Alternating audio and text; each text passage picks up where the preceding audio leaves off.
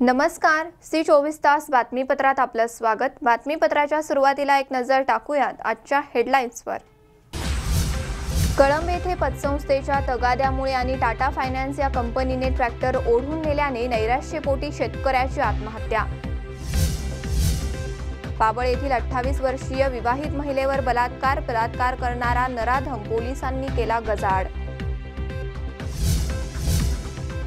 तुरीपाठोपाठ हळदीचा दर घसरल्याने शेतकरी आणि व्यापारी चिंतेत।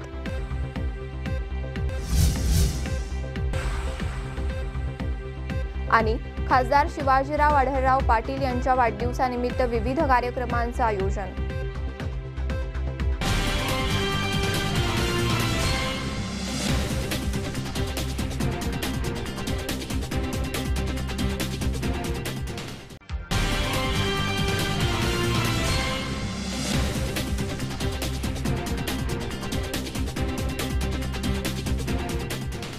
बातमीपत्रात आपलं स्वागत। आता पाहूयात सविस्तर वृत्त। कळंब येथील जालिंदर कानडे या 48 वर्षीय शेतकऱ्याने आत्महत्या केली आहे। कर्जबाजारी झाल्याने आणि मंचर येथील कुलस्वामी पतसंस्था यांच्या जप्तीच्या नोटीस तसंच टाटा फायनान्स या कंपनीने ट्रॅक्टर ओढून नेल्याने नैराश्यपोटी ही घटना घडल्याचं समोर येतंय।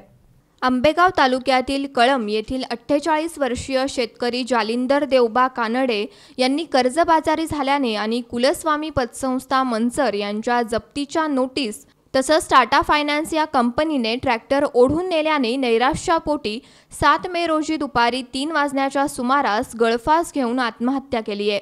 आंबेगाव तालुक्यात प्रथमच अशी घटना घडल्याने शेतकऱ्यांमध्ये खळबळ उडाली असून सहकार क्षेत्राबद्दल आणि सदर फायनान्स कंपनीबद्दल सर्वत्र रोष व्यक्त केला जातोय। जालिंदर कानडे हे 2 मुलांच्या मदतीने शेती करत होते।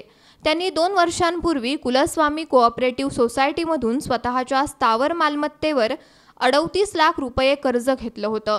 त्यांना मागील 1 वर्षात पिकास आणि कांद्यास बाजारभाव न मिळाल्याने बँकेचे हप्ते फेडणे अशक्य होत होतं।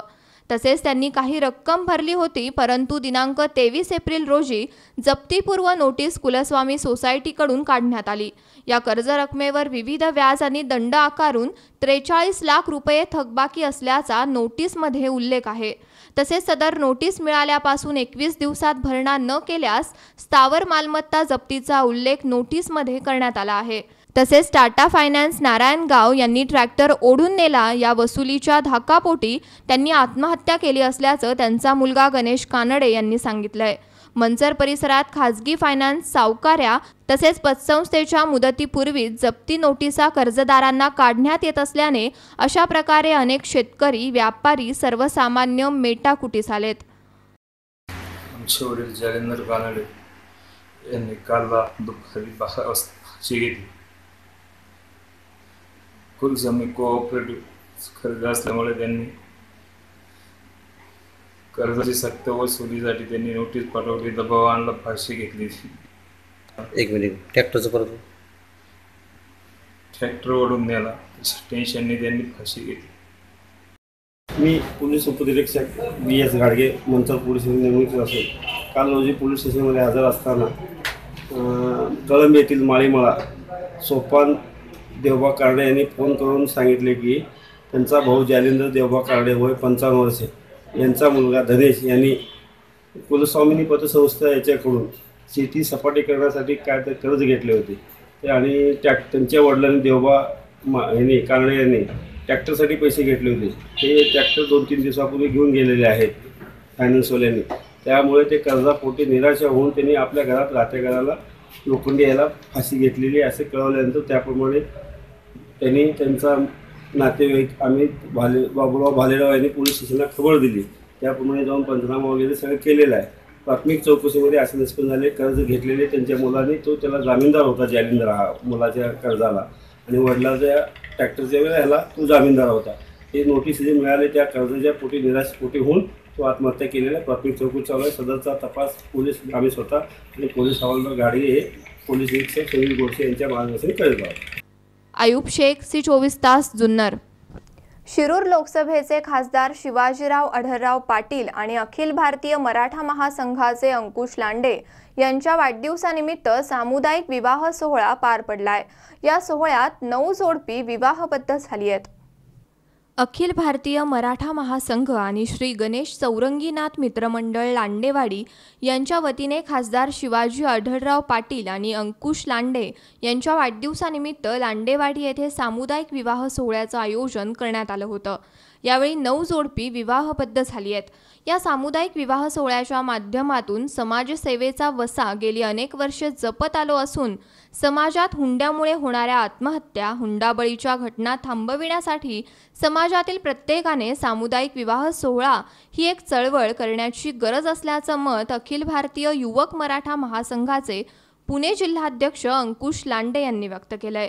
या सामुदायिक विवाह सोहळ्याप्रसंगी अखिल भारतीय मराठा महासंघाचे राष्ट्रीय सरचिटणीस राजेंद्र कोंढरे, खासदार शिवाजी आढळराव पाटील, मराठा महासंघ जिल्हाध्यक्ष गुलाबदादा गायकवाड, कल्पनाताई आढळराव पाटील, जिल्हा परिषद सदस्य देवीदास दरेकर, पंचायत समिती सदस्य शीतल तोडकर, मंचरचे सरपंच दत्ताभाऊ गांजाळे, डॉक्टर ताराचंद कराळे आदी मान्यवर उपस्थित होते।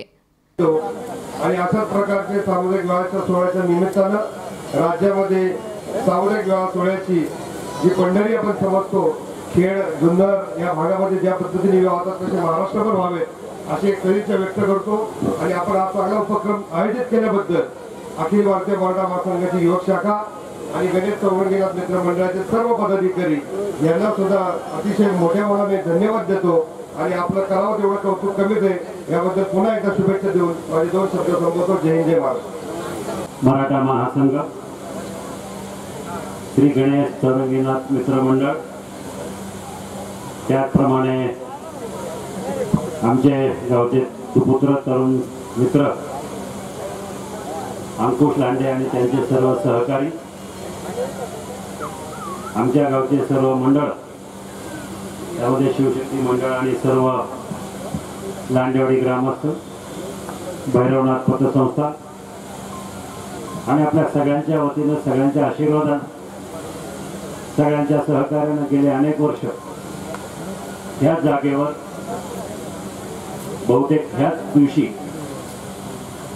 माझ्या वाढदिवसाच्या निमित्तानं अंकुश लांडे यांच्या वाढदिवसाच्या निमित्तानं, त्याचप्रमाणे मंचर गावचे ग्रामस्थ आपल्या सगळ्यांचे सहकारी श्री दत्ताशेठ गांजाळे यांचाही वाढदिवस, त्यांचा आज 7 तारखेचा वाढदिवस आहे। अंकुश भाऊचा वाढदिवस 3 तारखेला होता, पण त्यांनी आज मला साजरा करायचा ठरवलं। माझा वाढदिवस उद्या आहे, म्हणजे मे महिन्यातले 3 वाढदिवस एकत्रितपणे करून हा सामुदायिक विवाह सोहळा या ठिकाणी संपूर्ण करत असतो। आणि मला अतिशय आनंद आहे की आमचं गणेश चौरंगीनाथ मित्रमंडळ असेल, अंगणवाडीचं आमचं शिवशक्ती मंडळ असेल, हे सर्व ग्रामस्थ या गावामध्ये प्रत्येक कार्यक्रम यशस्वीपणे राबवण्यासाठी, चांगल्या पद्धतीने नियोजन करण्यासाठी अख्खं गाव, सगळे मळे, सगळ्या वस्त्या एकत्रित येतात। मला अभिमान आहे सगळ्या मंडळाच्या आणि ग्रामस्थांच्या पाठिंब्यामुळेच मी गेल्या 3 वेळा खासदार झालो। राजकारणामध्ये, समाजकारणामध्ये यशस्वी व्हायचं असेल तर गाव आपल्या पाठीशी राहावं, तालुका आपल्या पाठीशी राहावा। त्याप्रमाणे ह्या गावानं माझ्यावर भरभरून दिलं। जेव्हा मी काही आव्हान करेल, गावाच्या विकासाचं काम असेल। दिनेश बानखेले सह स्वप्नील जाधव, C24 तास, मंचर। पाथर्डीत आमदार राजीव राजळे यांनी खरेदी विक्री संघाच्या निवडीच्या पार्श्वभूमीवर ॲडव्होकेट प्रताप ढाकणे यांच्यावर टीका केली होती। टीकेला उत्तर देण्यासाठी ढाकणे यांनी पत्रकार परिषद घेतली आहे। पाथर्डीत खरेदी विक्री संघाच्या निवडणुकीच्या पार्श्वभूमीवर माजी आमदार राजीव राजळे यांनी मेळाव्यात केदारेश्वर कारखान्याचे अध्यक्ष ॲडव्होकेट प्रताप ढाकणे यांच्यावर टीका केली होती। त्याला उत्तर देण्यासाठी ढाकणे यांनी पत्रकार परिषद आयोजित केली। त्यामध्ये राजीव राजळेंच्या खाजगी शेतात राबायला कारखान्याचे कामगार आहेत, रुद्धेश्वर साखर कारखान्याच्या कारभारात काय चाललंय हे तपासा, एकच मालमत्ता तारण दाखवून 4-4 वेळा वेगवेगळे कर्ज घेतलंय, याची चौकशी करा, मग माझ्यावर आरोप करा, असं ढाकणे यांनी पत्रकार परिषदेत बोलताना सांगितलंय. खरेदी विक्री संघाची निवडणूक सुरू झालेली आहे. अर्ज त्या ठिकाणी जगदंबा विकास आघाडीच्या वतीनं 17 ठिकाणच्या जागेसाठी 17 अर्ज दाखल झालेला आहे. खरेदी विक्री संघाच्या निवडणुकीच्या निमित्तानं आमच्या विरोधकांनी या ठिकाणी बैठक घेतली होती आणि त्या बैठकीत आमच्या मित्रांनी एक राजकीय दर्जा सोडून वक्तव्य केलं की पाथर्डी कृषी उत्पन्न बाजार समितीच्या उपबाजार समिती तिसगाव येथे आम्ही ज्यावेळेस मार्केट कमिटीमध्ये आलो त्या ठिकाणी त्यांनी असं वक्तव्य केलं की त्या संकुलाला आमच्या बापाचं नाव होतं ते पुसून आता पुसलं, आता निदान तुमच्या बापाचं नाव द्या. त्यांचं म्हणणं बरोबर आहे. त्यांच्या बापाचं नाव पुसलं आणि मी माझ्या बापाचं नाव दिलं. आणि छत्रपती शिवाजी महाराज हे निश्चित मला बापाच्या ठिकाणी आहेत, कारण मी महाराष्ट्रीयन आहे, मी मराठी मनुष्य आहे आणि या मातीत जन्मलेल्या प्रत्येक माणसाला शिवाजी महाराजांचं स्थान हे वडला इतकंच अत्यंत अभिमानाचं आहे. मग त्यांना ते वडलं आहेत की नाही हे मला माहीत नाही आणि मग त्याच्याबद्दल त्यांनी त्रागा व्यक्त करणं हे चुकीचं आहे. त्यांच्या घरातल्या कोणाचंही नाव द्यायला माझा विरोध नाही. त्यासाठी त्यांच्या शिक्षण संस्था आहेत, त्या शाळा महाविद्यालय या ठिकाणी नाव अवश्य द्यावं. सहकारी संस्था खरेदी विक्री संघामध्ये प्रचंड गैरव्यवहार झाले आहेत, असंही ढाकणे म्हणालेत. केदारेश्वर कारखाना चालू राहू नये अशी व्यवस्था राजळे आणि जिल्ह्यातील प्रस्थापित मंडळींनीच केली आहे. तिसगावच्या उपबाजार समितीला अप्पासाहेब राजळे यांचं नाव दिलं असल्याचंही ढाकणे यांनी सांगितलंय. बाजार समितीच्या तूर प्रश्नावर बोलताना ढाकणे म्हणाले, जे तूर घेऊन पळून गेले तेच रस्ता रोको आंदोलन करीत होते. चौकशीतून सत्य जनतेसमोर येईलच. तूर खरेदीमध्ये आमचा कोणताही घोटाळा नसून चोराच्या उलट्या बोंबा, असंही प्रताप ढाकणे म्हणालेत. तुरीच्या संदर्भामध्ये चौकशी व्हावी ही मागणी मी माझे संचालक मंडळ स्वतः माननीय जिल्हा पोलीस अधीक्षक यांना भेटून केलेली आहे. त्याची चौकशी करा. आणि याच्यामध्ये संचालक मंडळ आणि संचालक मंडळाबरोबर प्रशासन कुठेही चुकलेलं नाही. ज्या व्यक्तीला ह्या ट्रक सांगितलं होतं की या ठिकाणी तुम्ही पोहोच करा भोसरी इथं नाफेडच्या गोडाऊनला, ही शासकीय तूर आहे, ही कुठल्याही व्यापाऱ्याची नाही, चोरीची नाही, 100% शेतकऱ्याची तूर आहे, कायदेशीर आहे. 28 तारखेला गाड्या भरल्यानंतर ह्या संबंधित ट्रान्सपोर्टवाल्यांनी त्या गाड्या 4 दिवस स्वतःच्या ताब्यात ठेवल्या आणि 2 तारखेला आम्ही पोलीस स्टेशनला गुन्हा दाखल करायला गेलो तर त्या ठिकाणी 3 तारखेला त्यांनी LCBच्या ताब्यात गाड्या नेऊन दिल्या की जेणेकरून आता आपण ह्याच्यात सापडतोय, आपल्यावर गुन्हे दाखल होतील ह्या भीतीपोटी त्यांनी हा प्रकार केलेला आहे. त्याला आपण चोराच्या उलट्या बोंबा म्हणतो. मी आजही आमची चौकशी चाललेली आहे, सगळे अधिकारी तपासत आहेत. सत्य काय आहे ते लवकरच लोकांपुढे येईल, पण याच्यात कृषी उत्पन्न बाजार समितीची कुठलीही चूक नाही. जगदंबा विकास आघाडी सर्व जागेवर निवडणूक लढवत आहे. निष्ठावंत भाजप कार्यकर्त्यांना सोबत घेऊन खरेदी विक्री संघाची निवडणूक लढवण्याची मानसिकता ढाकणे यांनी व्यक्त केली आहे. की या तालुक्यातल्या सगळ्या सहकारी संस्था खलास करण्याचं काम तुम्ही 20 वर्षात केलं आहे. तालुका दूध संघाची परिस्थिती काय आहे हे सगळ्याला माहीत आहे. लाखो रुपयाचा घोटाळा त्या खरेदी विक्री संघात झालेला आहे. निवडणुकीच्या काळात मी कागदपत्रासहित पुराव्यासहित बोलणार आहे.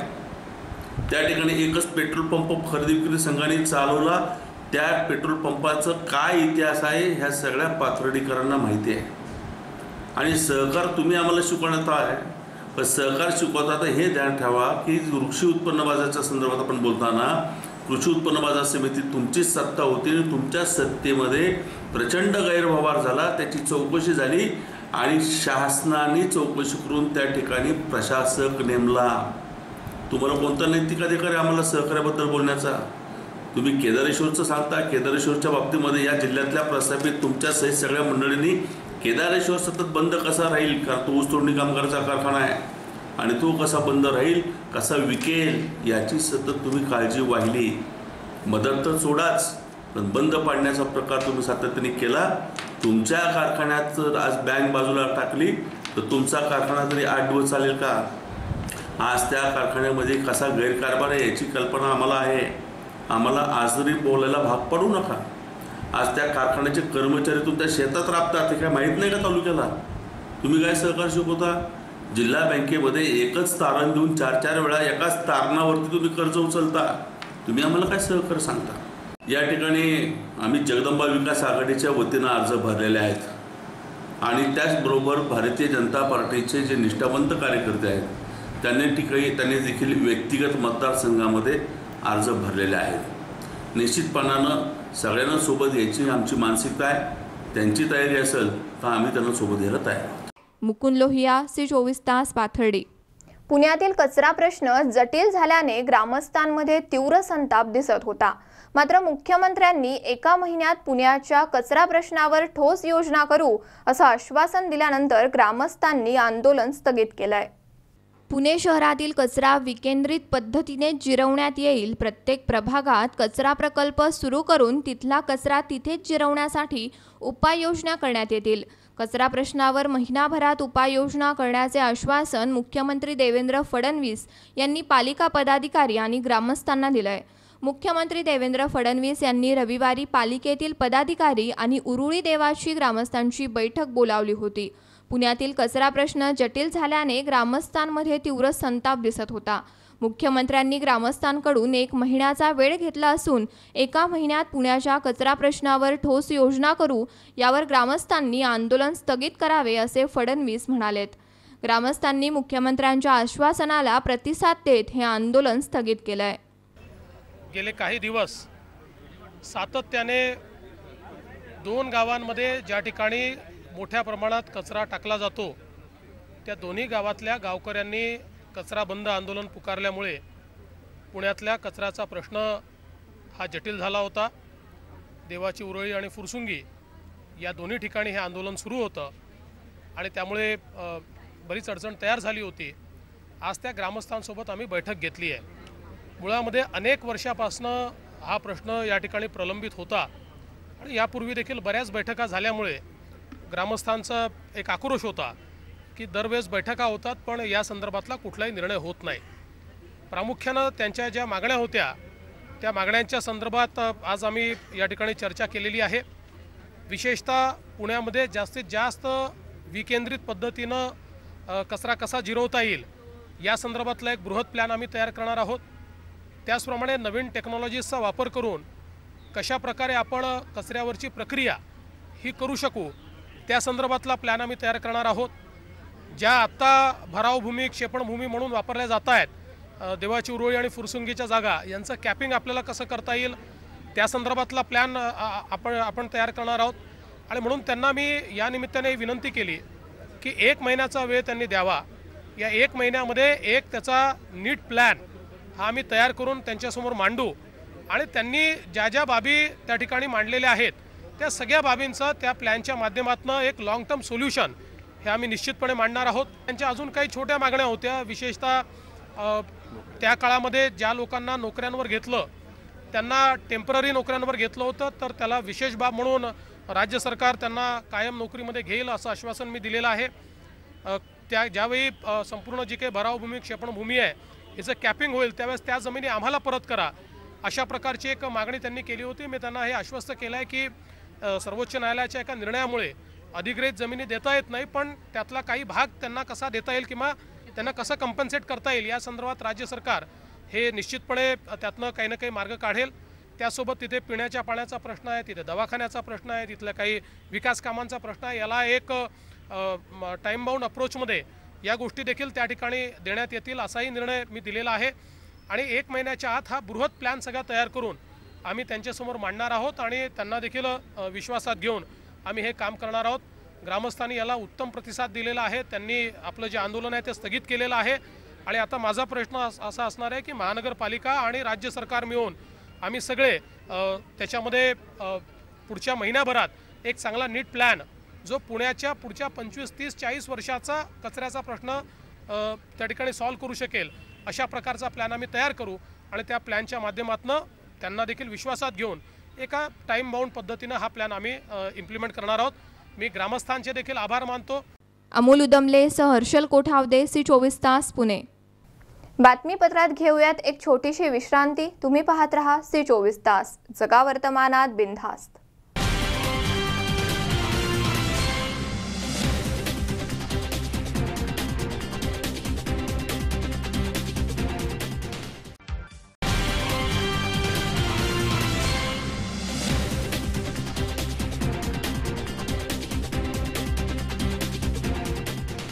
विश्रांतीनंतर बातमीपत्रात पुन्हा एकदा आपलं स्वागत। आता पाहूयात पुढची बातमी। शिरूर तालुक्यात एका 28 वर्षीय विवाहित महिलेवर बलात्कार झालाय। अमोल लक्ष्मण पोखरकर असं बलात्कार करणाऱ्या नराधमाचं नाव आहे। न्यायालयाने आरोपीला 11 मे पर्यंत पोलीस कोठडी सुनावली आहे। शिरूर तालुक्यातील पाबळ येथील एकेरीमाळ या ठिकाणी एका 28 वर्षीय विवाहित महिलेवर तिच्या राहत्या घरात घुसून बलात्काराची घटना घडली आहे।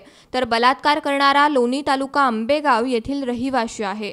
तर संबंधित तरुणावर बलात्काराचा गुन्हा दाखल करण्यात आला आहे अशी माहिती शिक्रापूर पोलीस ठाण्याचे पोलीस उपनिरीक्षक चेतन थोरबोले यांनी दिली आहे। तर आंबेगाव तालुक्यातील लोणी येथे राहणारा 22 वर्षीय अमोल लक्ष्मण पोखरकर असं त्या नराधमाचं नाव आहे। या प्रकरणी शिक्रापूर येथे पाबळ येथील पीडित विवाहित महिलेनं फिर्याद दिली आहे। याबाबत शिक्रापूर येथील पोलीस उपनिरीक्षक गणेश वारुळे यांनी घडलेल्या गुन्ह्याची सविस्तर माहिती प्रसार माध्यमांशी बोलताना दिली आहे। तर संबंधित महिलेनं प्रतिकार करण्याचा प्रयत्न केला असता तर तिच्या मुलाला आणि तिला जीवे मारण्याची धमकी पोखरकर याने दिली होती।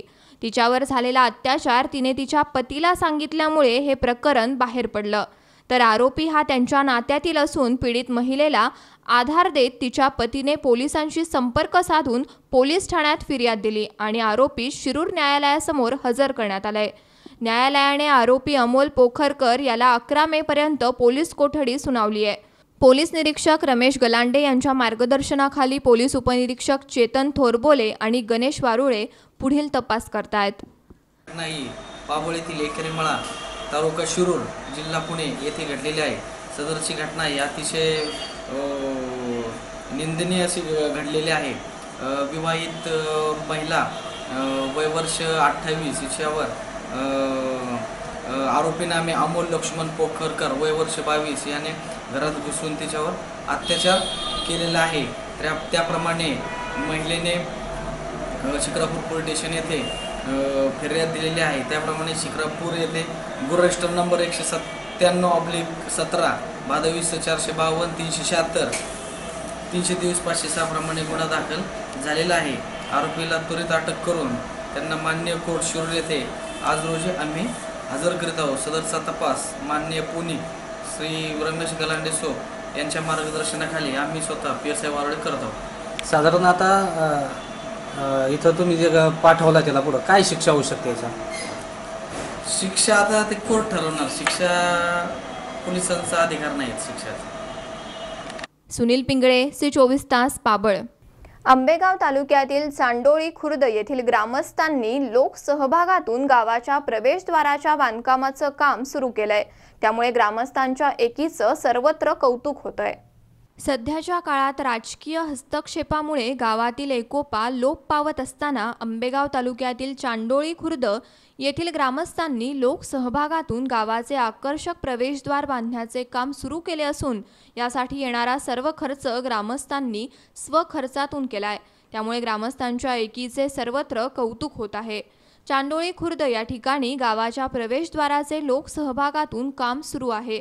या प्रवेशद्वारासाठी साधारण 5 लाख रुपये खर्च अपेक्षित असून यासाठी गावातील ग्रामस्थांनी वर्गणी रूपाने ही रक्कम जमा केली आहे। गावच्या प्रवेशद्वारासाठी शासनाच्या विविध योजनांच्या माध्यमातून रक्कम उपलब्ध होते, मात्र अशी कोणतीच मदत न घेण्याचा निर्णय ग्रामस्थांनी घेतलाय। मी माजी सरपंच बिटी बांगर चांडवली खुर्द या गावची प्रवेशद्वार कालभैरवनाथ मंदिर चांडवली खुर्द यांच्या लोकवर्गणीतून तयार करण्यात येत आहे। ज्या वेळेला 25व्या रोपवे महोत्सवी वर्षामध्ये लोकवर्गणी जमा झाली, त्यातून 2 लाख रुपये शिल्लक राहिले होते। तेव्हा लोकांचा असा निर्णय झाला की हे पैसे प्रवेशद्वारासाठी वापरण्यात यावे आणि त्यानंतर जे सप्ताहातून जे पैसे शिल्लक राहिले असे 3 लाख रुपये आणि पहिले 2 लाख रुपये मिळून 5 लाख रुपयामध्ये लोकांच्या सहभागातून ही वेस तयार होत आहे। लोकांचा उत्स्फूर्त प्रतिसाद आहे। मी राजेश ज्ञानेश्वर बांगर चांदोली गावचे उपसरपंच।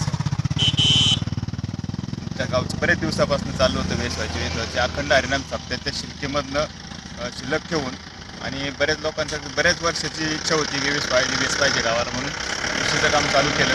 लोकांचा उत्स्फूर्त प्रतिसाद भेटला, लोकांनी वर्गणी दिली, त्याच्यातनं विशीचं काम चालू केलं.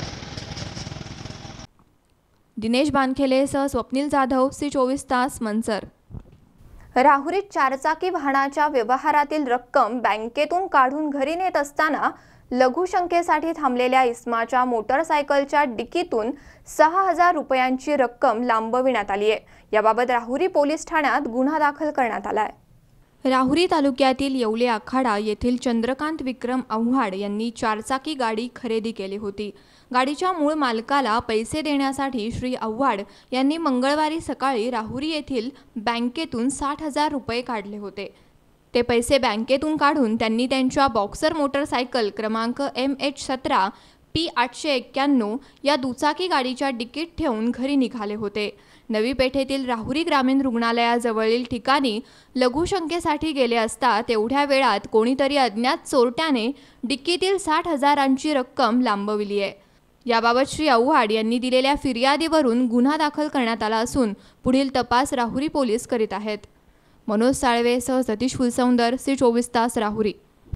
पुण्यात पार पडलेल्या संजय काकडे यांच्या मुलीचा आणि सहकार मंत्री सुभाष देशमुख यांच्या मुलाच्या विवाहाच्या खर्चावर टीका करण्यात आली होती. मात्र लग्न सोहळ्यात काकडे देशमुख परिवारांकडून गरजू विद्यार्थ्यांसाठी 1 कोटींचा निधी मुख्यमंत्र्यांकडे सुपूर्द करण्यात आलाय. पुण्यात बालेवाडी येथे संजय काकडे यांच्या मुलीचा आणि सहकार मंत्री सुभाष देशमुख यांच्या मुलाचा विवाह पार पडलाय. या शाही विवाहासाठी राज्यातील सामाजिक राजकीय क्षेत्रातील लोक उपस्थित होते. राज्याचे मुख्यमंत्री देवेंद्र फडणवीस सहपत्नी उपस्थित होते. भाजप महाराष्ट्राचे अध्यक्ष रावसाहेब दानवे पाटील, ग्रामविकास मंत्री पंकजा मुंडे, हर्षवर्धन पाटील, पुण्याचे खासदार अनिल शिरोळेंसह अनेक आमदार आणि खासदार उपस्थित होते. लग्नासाठी केलेल्या खर्चावर टीकाही करण्यात आली होती. राज्यात एकीकडे दुष्काळी परिस्थिती असताना दुसरीकडे राज्यातील जबाबदार पदावर काम करणाऱ्या खासदार आमदारांच्या मुलांचे विवाह मोठ्या थाटामाटात केले जातात. परंतु यावेळी काकडे देशमुख परिवाराकडून गरजू विद्यार्थ्यांना 1 कोटींचा निधी मुख्यमंत्र्यांकडे सुपूर्द करण्यात आला आहे. राज्यामध्ये तरुण पिढी मोठ्या प्रमाणात आहे. अनेक गरीब विद्यार्थी आहेत. गरीब विद्यार्थी हे राष्ट्राची संपत्ती आहे आणि अनेक हुशार विद्यार्थी, बुद्धिवंत विद्यार्थी पैशामुळं शिक्षणापासून वंचित राहतात. राज्य सरकार वेगवेगळ्या माध्यमातून काही विद्यार्थ्यांना देत असतं, पण राज्य सरकार व्यतिरिक्त सुद्धा अनेक विद्यार्थी असे असतात की ते कुठल्याच योजनेमध्ये बसू शकत नाहीत.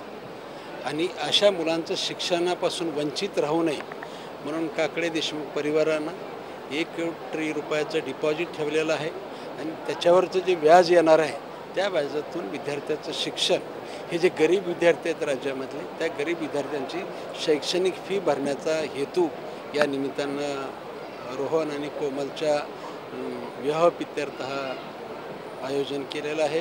राज्यातील गरीब विद्यार्थ्यांना माझं नम्र आव्हान आहे. लोकमंगळ प्रतिष्ठानसुद्धा यापूर्वी अनेक विद्यार्थ्यांना पालकत्व घेतलेलंच होतं, परंतु या दोन्ही परिवाराच्या वतीनं आणि रोहन देशमुख आणि कोमलच्या लग्नाच्या निमित्तानं हे आयोजन केलेलं आहे. आणि मी काकडे परिवारांचंसुद्धा मी मनापासून आभार मानतो. या अशा चांगल्या उपक्रमाला त्यांनी सहकार्य केलेलं आहे. गरीब विद्यार्थी जे शासकीय योजनेत बसत नाहीत, परंतु शासकीय योजनेचा लाभ न मिळत नसल्यामुळं ते पुढील शिक्षणापासून वंचित राहतात. त्या वंचित मुलांना ह्याची मदत व्हायला पाहिजे. तो विद्यार्थी शिकला पाहिजे, तो मोठा झाला पाहिजे. तो परिवाराचा जसा घटक आहे तसा या देशाचा सुद्धा तो घटक आहे. अमोल उदमलेसह हर्षल कोठावदे, C24 तास, पुणे. बातमीपत्रात पुन्हा एकदा घेऊयात एक छोटीशी विश्रांती. तुम्ही पाहत रहा C24 तास, जगा वर्तमानात बिनधास्त.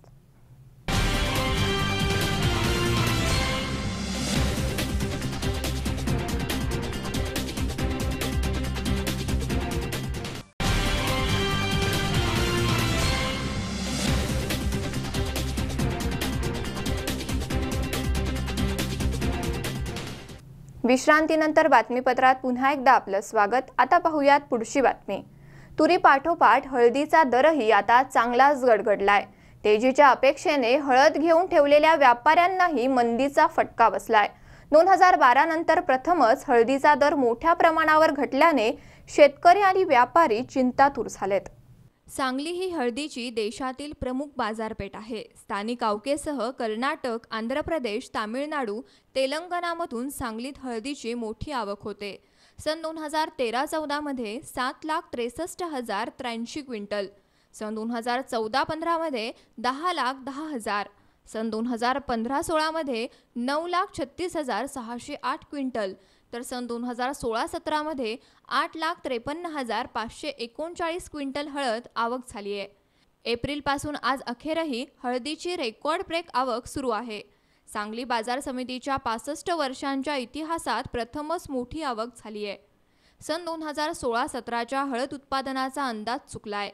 महाराष्ट्र, कर्नाटक, आंध्र प्रदेश, तामिळनाडू, तेलंगणाचा एकत्रित विचार करता हळदीचे उत्पादन 25 ते 30% जादा झालंय। देशात सुमारे 25 लाख पोती हळद जादा उत्पादित झाली आहे। अंदाजापेक्षा अधिक पीक आलंय। गेल्या वर्षी देशात सुमारे 60 ते 62 लाख पोती हळद उत्पादन झाली होती। यावेळी सुमारे 85 लाख पोती हळद उत्पादन झाली आहे। मराठवाड्यात नांदेड, हिंगोली, बसमत येथे 1.5 पट उत्पादन वाढलंय। उत्पादन वाढल्याने दरावर परिणाम झालाय। क्विंटलला सुमारे 4,300 ते 9,000 रुपये दर आहे। सन 2012 नंतर प्रथमच इतका दर कमी झालाय। हळदीचा हंगाम सुरू झाल्यापासूनच्या 4 महिन्यात दरात 2,000 रुपयांची मंदी आली आहे। पंधरवड्यात 800 रुपयांनी दर घसरलाय। हळदीचा दर गडगडल्याने शेतकऱ्यांना मोठा फटका बसलाय। व्यापाऱ्यांकडेही सुमारे 5 ते 7 लाख पोती शिल्लक आहे। व्यापाऱ्यांकडे सुमारे 5 ते 7 लाख पोती हळद शिल्लक आहे। या हळदीत क्विंटलला 1,000 रुपयांची मंदी झाली आहे। दर आणखी 500 ते 700 रुपयांनी घटू शकतो असा अंदाज सांगली चेंबर ऑफ कॉमर्सचे माजी अध्यक्ष मनोहर सारडा यांनी व्यक्त केलाय। नांदेडमध्ये हलक्या हळदीचा दर 4,300 ते 4,500 रुपये आहे। राजापुरी, निजामाबाद, देशी कडपा आदी सर्वच हळदीचा दर घसरलाय।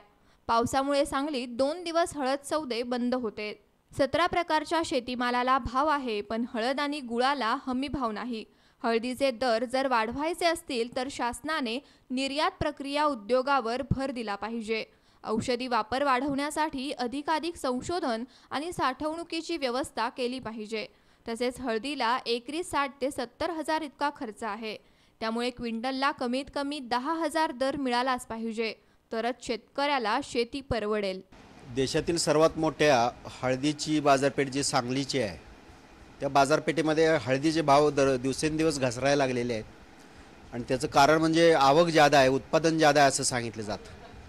तर या सर्व परिस्थितीमध्ये शेतकरी हवालदिल झालेले आहेत। आत्ता सध्या 5.5 ते 11,000च्या दरम्यान प्रति क्विंटल हळदीचे भाव आहेत। खरं तर हळदीला 11,000पेक्षा जास्त भाव मिळाल्याशिवाय हळद उत्पादन परवडत नाही। एकरी 70 ते 80 हजार रुपये इतकं उत्पादन खर्च आहे आणि उत्पादन पाहता 11च्या वर दर मिळणं गरजेचं आहे। परंतु आवक जास्त झाल्यामुळे व्यापारी सांगतायत किंवा आडते सांगतायत की आता हे हळदीचे भाव वाढणं शक्य नाही। सध्या उन्हाळा असल्यामुळं हळदीवर प्रक्रिया करण्याची गरज याच काळात असते आणि याच काळात प्रक्रिया केली जाते।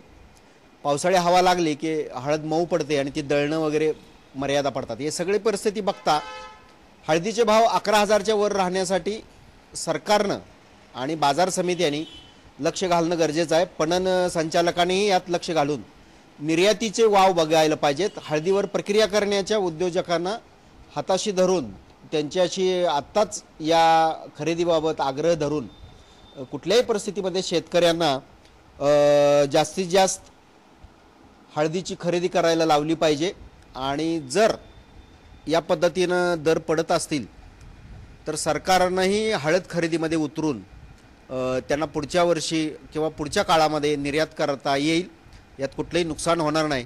एकीकडे स्वामीनाथन आयोगाच्या 50% नफ्याची आपण मागणी करतो आहोत। विदर्भ मराठवाड्यामध्ये तुरीच्या खरेदीबाबत सगळा गोंधळ चालू आहे। तूर खरेदी होत नाही। सरकारला ज्यावेळी शेतमालाचे भाव पडतात त्यावेळी सरकार घाईघाईनं आयात करतं आणि शेतमालाचे भाव कसे कमी होतील हे बघतं, पण ज्यावेळी उत्पादन चांगलं होतं त्यावेळी शेतकऱ्याला किमान भाव मिळेल याची खबरदारी मात्र घेत नाही. सध्या स्वाभिमानी शेतकरी संघटनेचे बिल्लाधारक सदाभाऊ खोत पणन मंत्री आहेत, कृषी खात्याचे राज्यमंत्री आहेत. त्यांनी यात आवर्जून लक्ष घातलं पाहिजे आणि जी भाषणबाजी ते करत होते ती आता अंमलात कशी आणता येईल हे हळद आणि तुरीच्या बाबतीत आग्रहानं बघितलं पाहिजे. विशेषतः सांगली जिल्ह्याच्या दृष्टीनं आत्ता हळद हा सगळ्यात महत्त्वाचा आणि गंभीर विषय आहे. सरकारने यात तातडीनं लक्ष घालावं आणि कुठल्याही परिस्थितीमध्ये 10,000च्या खाली हळदीचे भाव जाऊ देऊ नयेत याची काळजी करावी.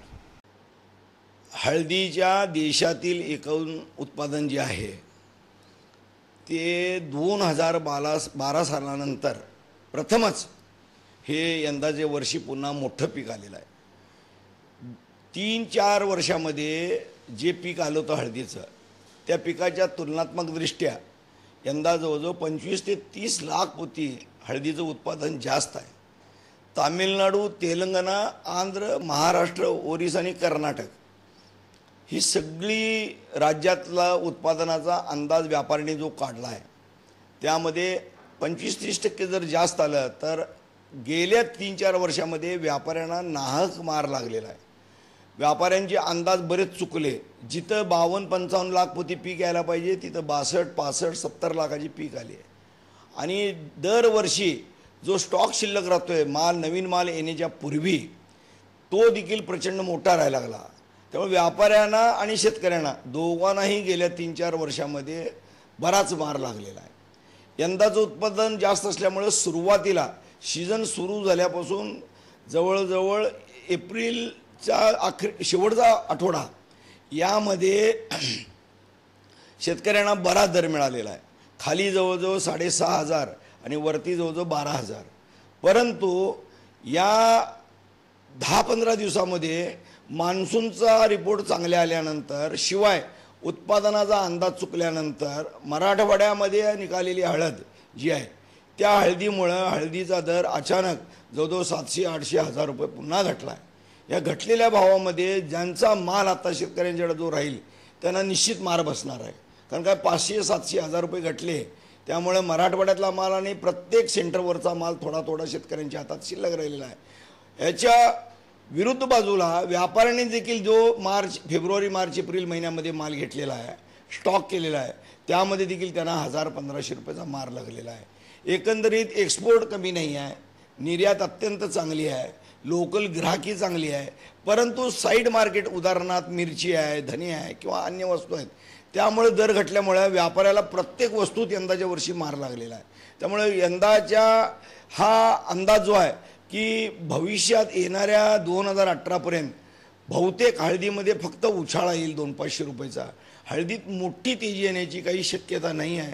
ह्याची स्टॅटिस्टिकल पोझिशन जे आपण आकडा ज्याचे जे अंदाज काढत असतोय पिकाचे आणि स्टॉकचे त्यामध्ये हळदीमध्ये निश्चित मोठी तेजी दिसून येत नाही आहे.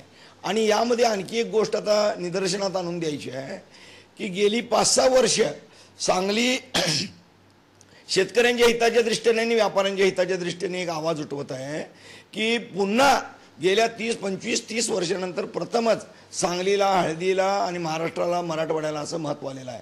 परंतु शासनाचं खरोखर म्हणजे दुर्दैवाने सांगायला हरकत नाही की तिथं दुर्लक्ष आहे. काय दुर्लक्ष आहे तर कोल्ड स्टोरेज, गोडाऊन्सची कमतरता फार आहे. त्यामुळे जून महिन्यानंतर जी हळदीला डंक लागते म्हणजे व्यापाऱ्याचा माल असो किंवा शेतकऱ्याचा असो ज्यांनी विकली नाही त्यांचं त्या मालाला जर ठेवण करायला, जर स्टॉक करायला जर जागा चांगली मिळाली नाही तर त्याला डंक लागतो आणि त्या डंक लागल्यामुळे बरीच मोठी नुकसानी या दोन्ही वर्गाला सोसावी लागते आहे. त्यामुळे शासनाने आमच्याशी हितगुज करावी, चर्चा करावी आणि उलट आमच्याकडनं माहिती घ्यावी की जेणेकरून आम्ही त्यांना मार्गदर्शन करू आणि ह्या आलेल्या संधीचा फायदा महाराष्ट्राच्या सरकारनं घ्यावा एवढी माझी त्यांना विनंती आहे. गणेश चव्हाण, C24 तास, सांगली. रविवारी दुपारी राहुरी तालुक्यातील घोरपडवाडी येथील बबन थोरात यांच्या शेतातील शेडवरती वीज पडून त्यांचं मोठं नुकसान झालंय. दरम्यान राजमाता अहिल्यादेवी सामाजिक प्रतिष्ठानच्या वतीने त्यांना तातडीने 2100 रुपयांची मदत करण्यात आली आहे.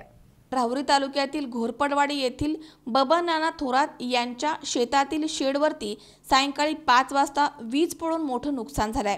त्यामध्ये त्यांच्या शेडमधील 20 टन कांद्याचा भुसारा, बोरमधील मोटार, त्यांच्यासोबतच असलेले पाईप तसेच 2 एकरला पुरेल एवढी ठिबक नळी आणि शेतातील अनेक साहित्य तसेच बाजरी धान्याची 5 पोती, गव्हाची 2 पोती, हरभऱ्याचे 1 पोतं जळून खाक झालंय. बबन थोरात यांची परिस्थिती अत्यंत गरिबीची आहे, त्यातच हे मोठं नुकसान झालंय. दरम्यान राजमाता अहिल्यादेवी सामाजिक प्रतिष्ठानच्या वतीनं त्यांचं सांत्वन करण्यात आलंय आणि त्यांना तातडीची मदत म्हणून 2100 रुपयांची मदत देण्यात आली आहे. यावेळी प्रतिष्ठानचे अध्यक्ष रवी हापसे, तंटामुक्ती अध्यक्ष हरिभाऊ हापसे, सचिव गंगा बाचकर, विठ्ठल श्रीराम, चंदू हापसे, संजय झावरे इत्यादी उपस्थित होते. या घटनेचा पंचनामा लवकरात लवकर करून त्यांच्या नुकसानीची दखल घेण्यात यावी अशी मागणी स्थानिक नागरिकांनी केली आहे. मनोज साळवे सह सतीश फुलसौंदर, C24 तास, राहुरी. बातमीपत्रात पुन्हा एकदा घेऊयात एक छोटीशी विश्रांती. तुम्ही पाहत रहा C24 तास, जगा वर्तमानात बिनधास्त.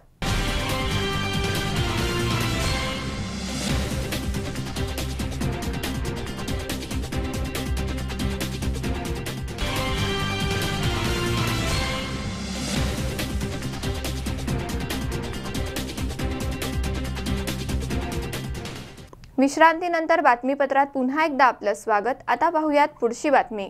शिरूर लोकसभा मतदारसंघाचे खासदार शिवाजीराव अढळराव पाटील यांच्या वाढदिवसानिमित्त मोफत नेत्र चिकित्सा आणि अल्पदरात चष्मा वाटप, आरोग्य चिकित्सा आणि शस्त्रक्रिया शिबिर, मनोरंजनात्मक कार्यक्रम म्हणून शांतेचं कार्ट चालू आहे या विनोदी नाटकाचा प्रयोग पार पडलाय.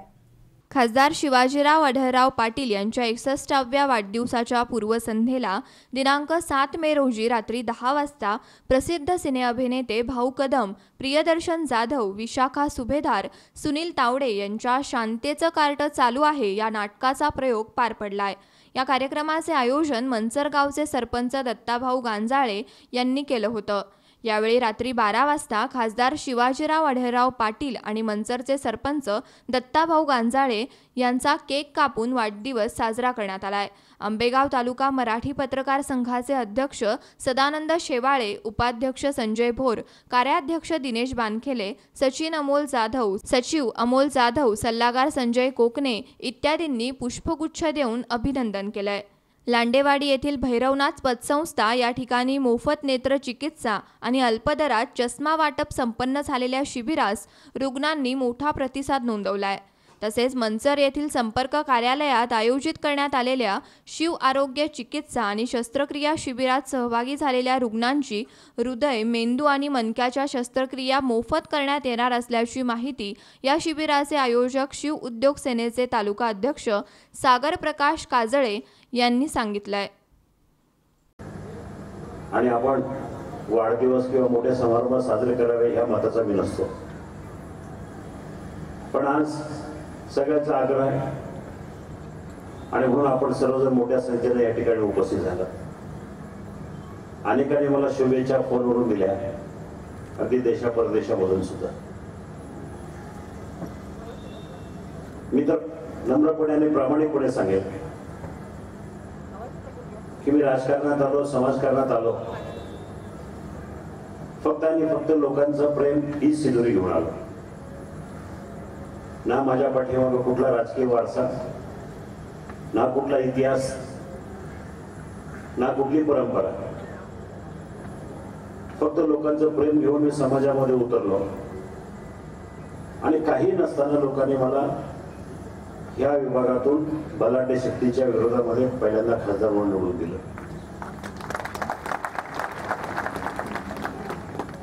आयुष्यामध्ये मी बऱ्याचशा काही गोष्टी केल्या. म्हणजे अगदी आयुष्याच्या सुरुवातीला डोक्यावर पाटी घेऊन भाजी विकली, मुंबईमध्ये प्लॅटफॉर्मवर हमाली केली. मग कधी कधी 61 वर्ष झाल्यानंतर विचार करतो, सिंहावलोकन केल्यानंतर आठवतो की माझ्या आयुष्यामध्ये मी खूप चढ उतार पाहिले. पण गेले 12-15 वर्ष किंवा गेले 20-22 वर्ष राजकीय जीवनामध्ये, सामाजिक जीवनामध्ये, साखर कारखान्याचा चेअरमन असेल, शाळेचा संस्थापक असेल, पतसंस्थेचा संस्थापक असेल, कंपनीचा संचालक असेल किंवा ह्या विभागाचा खासदार म्हणून असेल, मी माझ्या परीने लोकांवर प्रेम करत आलो, लोकांचं प्रेम घेत आलो. आयुष्यामध्ये मी काय कमवलं तर मी प्रामाणिकपणे आणि अभिमानाने सांगतो की मी माणसं कमवली. आज सुद्धा त्यांच्या वाढदिवसानिमित्तानं त्यांना शुभेच्छा आणि अभिषेक घालण्यासाठी आपण सर्व या ठिकाणी उपस्थित आहोत. दादांचा वाढदिवस आपण साजरा करत असताना दादांचं संपूर्ण आयुष्य त्यांची कारकीर्द आपल्या डोळ्यासमोर उभी राहते. खऱ्या अर्थानं समाजावर एक राजकीय नेता कशा प्रकारचं प्रेम करतो, एक आदर्श आपल्या सर्वांच्या जनते समोर आहे. खऱ्या अर्थानं राजकारण करत असताना समाजकारणाची जोड देत, समाजाला आधार देत, समाजाचं आपण काहीतरी देणं लागतो, तेव्हा या भावनेनं समाजावर अतिवास्तव प्रेम करणारे राजकारणामध्ये एकमेव व्यक्तिमत्व कोणी असेल तर तो दादा आहे. अनेक राजकारणामध्ये आम्ही राजकारण मंडळी पाहतो, मी सुद्धा राजकारणामध्येच आहे, तर राजकारणामध्ये सुद्धा एक माणूस घडलेला असतो तो दादामध्ये पाहायला मिळतो. अतिशय प्रेमानं जनतेच्या साठी कसं काम करावं, जनतेच्या हृदयामध्ये कसं स्थान मिळवावं, यातली शिकवण दादाकडून आम्हाला बऱ्याच वेळा पाहायला मिळते, शिकायला मिळते. खरं तर दादांचा 100वा वाढदिवस आपण साजरा करत असताना त्यांना मनापासून मी शुभेच्छा देतो. कारण माझ्या कारकिर्दीला, राजकीय कारकिर्दीला खऱ्या अर्थानं चालक देण्याचं काम दादाने केलं. आणि म्हणून मी आयुष्यामध्ये कोणाला जास्त मानतो तर ज्यांनी आपल्यासाठी, आपल्या राजकीय कारकिर्दीसाठी ज्यांनी हातभार लावला, खऱ्या अर्थानं ज्यांनी मला प्रेम दिलं, दादांचं या ठिकाणी मनापासून जनतेच्या वतीनं किंवा तालुक्याच्या जनतेच्या वतीनं मनापासून आभार मानली. आणि दत्ताभाऊ मात्र आपल्या सर्वांचे प्रेमाचे सहकारी आहे. एक तरुण कार्यकर्ता जनतेच्या हृदयामध्ये जाऊन कसं काम करायचं हे दत्ताभाऊकडून शिकावं. अतिशय प्रेमळ आणि तरुण वर्गामध्ये अतिशय लोकप्रिय असलेलं व्यक्तिमत्व. सरपंच पदाच्या काळामध्ये आपली जबाबदारी निश्चित करत असताना, काम करत असताना जनतेचं आणि समाजाची एक बांधिलकी त्यांनी जोपासलेली आहे. अनेक वर्ष आम्ही पाहतो की दत्ताभाऊ अतिशय सर्वसामान्य कार्यकर्त्यापासून, जनतेपासून अतिशय मोठ्या नेत्यापर्यंतचे संपर्क आहे, संबंध आहे. आणि म्हणून सगळ्याच पातळीवर त्यांना एक लोकप्रियता आगळी वेगळी प्रकारची आपल्याला पाहायला मिळते. आणि म्हणून मी त्याच्या वाढदिवसानिमित्तानं माझ्या सर्व खेड तालुक्यातील आम जनतेच्या वतीनं त्यांनाही शुभेच्छा देतो आणि या ठिकाणी मी थांबतो. दिनेश बानखेले सह स्वप्नील जाधव, C24 तास, मंचर. हिंजवडी येथील मॅफ्लो इंडिया या कंपनीने खोट्या आरोपाखाली 37 कामगारांना कामावरून काढून टाकल्याने कामगारांच्या घरावर आर्थिक कुऱ्हाड कोसळली आहे. त्यामुळे कंपनी बाहेर कामगारांनी आंदोलन सुरू केलंय. हिंजवडी येथील मॅफ्लो इंडिया प्रायव्हेट लिमिटेड कंपनीने खोट्या आरोपाखाली 37 कामगारांना 13 महिन्यांपूर्वी कामावरून काढल्याने शिवबसव भीमशक्ती हमाल माथाडी कामगार युनियनचे पिंपरी चिंचवड शहराध्यक्ष मच्छिंद्र चौगुले यांच्या नेतृत्वाखाली कंपनी बाहेर तळपत्या उन्हात आंदोलन सुरू आहे. तसेच भर उन्हात कपडे काढून कामगारांकडून कंपनी प्रशासनाचा निषेध करण्यात आलाय. मागील 13 महिन्यांपासून कामगारांना कामावर घेण्यात आले नसल्याने कामगार युनियनच्या वतीने मॅफ्लो इंडिया कंपनीच्या गेट नंबर 234, 235 आणि 245 वर आंदोलन करण्यात येत आहे. कामगारांना पुन्हा कामावर घेईपर्यंत हे आंदोलन सुरू राहणार असल्याचं कामगार युनियनचे अध्यक्ष संजय मुगधुम यांनी सांगितलंय. कामगारांनी कंपनीच्या आवारात घोषणाबाजी आणि शिवीगाळ केली अशा खोट्या आरोपाखाली कंपनी प्रशासनाने 37 कामगारांना कामावरून घरी बसवलं होतं. हातचं काम गेल्याने या कामगारांच्या घरावर आर्थिक कुऱ्हाड कोसळली. याबाबत राज्याचे कामगार मंत्री संभाजी पाटील निलंगेकर यांना कामगारांनी 3 ते 4 वेळा निवेदन दिले असून कामगार मंत्र्यांकडून देखील कोणतीही प्रतिक्रिया देण्यात आली नाहीये. कंपनीचे व्यवस्थापकीय संचालक रवी कुमार यांनी कामगारांविरोधात कोर्टात जाण्याची धमकी दिली आहे. तसेच त्यांनी कामगारांना परत कामावर घेण्याबाबत आपल्याला अधिकार नसल्याचंही कामगारांना सांगितलंय.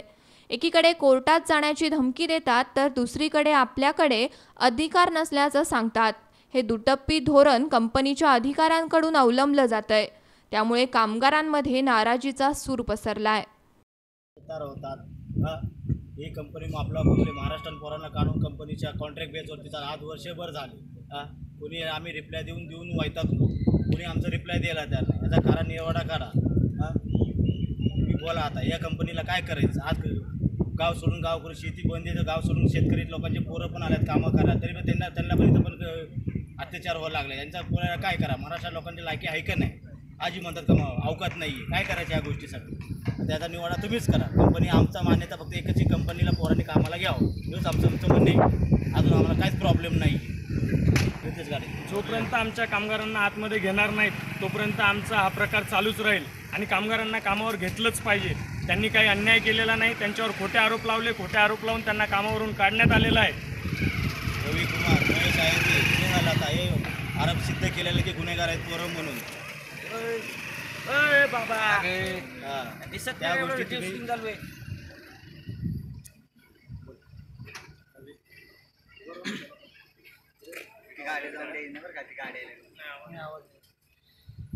आज एवढा कंपनीच्या पोरांमध्ये अत्याचार होता तरी लोक सहन करत बसल्यात. त्या गोष्टीचा निवड करावा हेच आमचा मान्यतापूर्ण आहे. तुम्ही याचा निवड करा. आज 37 कामगारांना परमनंट कामगारांना बाहेर काढून आणि कॉन्ट्रॅक्ट बेस चालू करतात. आज आम्ही कंपनीला किती महिने तर रिप्लाय दिले तरी कोणी रिपोर्ट देत नाही. त्याचा निवडा करा हेच आमची मान्यता आहे. गेल्या 13 महिन्यापासून हे कामगार बाहेर आहेत तरी या कामगारांकडे कोणीच लक्ष देत नाही आहे. का कामगारांसाठी कोणी कामगार नेता उरलेलाच नाही आहे. आज आमच्या पाठीशी भाऊसाहेब आहेत म्हणून आज आमच्या कामगारांना त्रास होत नाही बऱ्यापैकी. तरी पण घर चालवायचं कसं हा कामगारांना प्रश्न पडला. तुकाराम गोडसे, C24 तास, हडपसर, पुणे.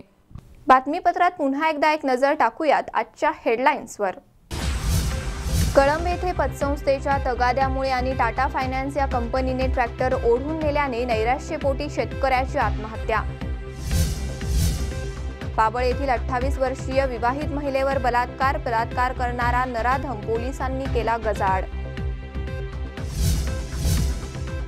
तुरीपाठोपाठ हळदीचा दर घसरला. दर घसरल्याने शेतकरी आणि व्यापारी चिंतेत.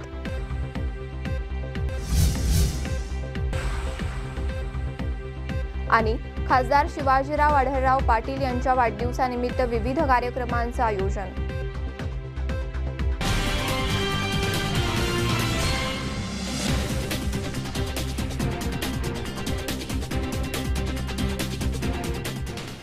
याबरोबरच आजचं बातमीपत्र इथेच संपलं. ताज्या अपडेट्स आणि घडामोडींसाठी पाहत रहा C24 तास. जगा वर्तमानात बिनधास्त.